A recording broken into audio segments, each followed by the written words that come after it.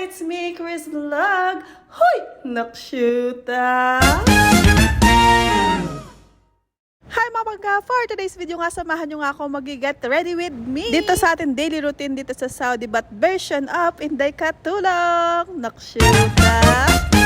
Karamihan nga sa mga nakikita ko nag-get ready with me, it's all about makeup, tutorial, etc. Kaya tayo, mag-version tayo ng Inday. Start our day. Uy! At dahil nga gising na ang ating amo, simulan na natin ang ating trabaho. Naumpisahan ko naman na kanina ang aking trabaho. Noong una ko nilinis ang kanyang kwarto, pero bawal ko kayong dalhin doon. Siyempre, private area niya yun. At dito nga ay gising na nga siya. Ang unang kanyang ginagawa ay ang uminom ng kanyang healthy juice, ang kanyang celery juice. At dito nga niya sinisimula ng kanyang umaga ang pag-inom ng kanyang juice bago siya mag-almusal. At heto nga, tapos na tayong gumawa ng juice. Ano pang hinintay natin? Siyempre, kailangan na natin ibigay sa kanya at isa-serve na natin yan sa kanya at hinihintay niya na. Anak, shoota. Siyempre, dahil marami tayong ginawang juice at ayan ang sobra, siyempre hindi natin yan pwedeng itapon. Kailangan nating inumin. Makatikiman lang tayo ng healthy, diba? Alam nyo, nasa itong mga panggaw manamis na masarap. Basta masarap siya kung hindi pa kayo nakakainom at hindi nyo kaya inumin itong celery juice. Subukan nyo mga pangga at masarap siya at matamis at maganda talaga siya sa katawan natin. Ahoy! Nag-promote pa!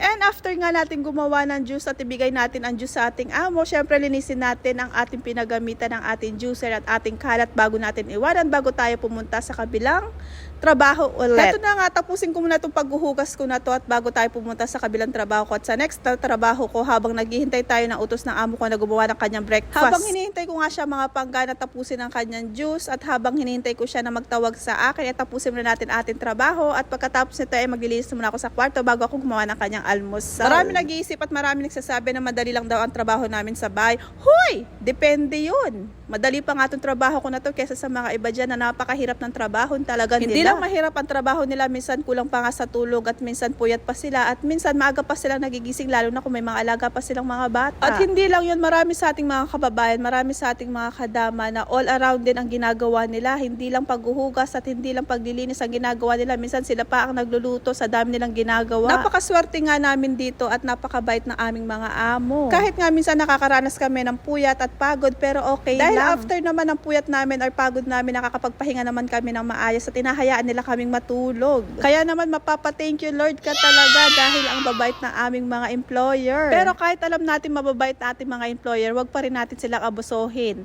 Alamin pa rin natin kung anong trabaho natin at alamin pa rin natin kung saan tayo lulugar pag nasa bahay tayo nila kahit sobrang bait nila. At heto na nga, after ko maghugas na aking pinagkalatan, tayo naman ay aakit sa taas at maglilinis tayo ng kanilang kwarto.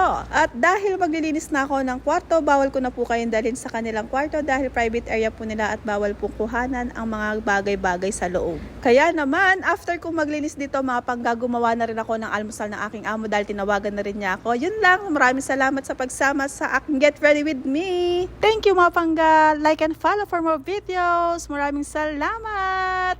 Ingat po kayong lahat. Thank you everybody. Mwah!